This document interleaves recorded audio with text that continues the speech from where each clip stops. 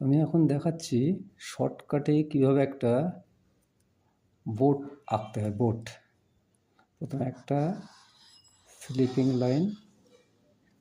তারপর এখান থেকে এরকম একটা দাগ দেবে, এখান থেকে একটা এরকম দাগ দেবে,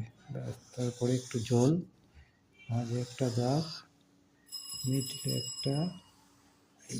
স্ট্রেট লাইন, এখানটা ব্যাস একটা, তারপর এখানে দাঁত দিয়ে সুরটা করবার পর এবার পিঠের লাইনটা চলে আসো, ব্যাস এসে সামনের একটা পা, এই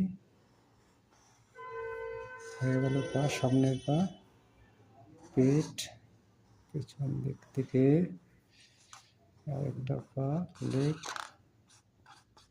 ভেতরে আরেকটা, সামনে একটা, এবার এখান থেকে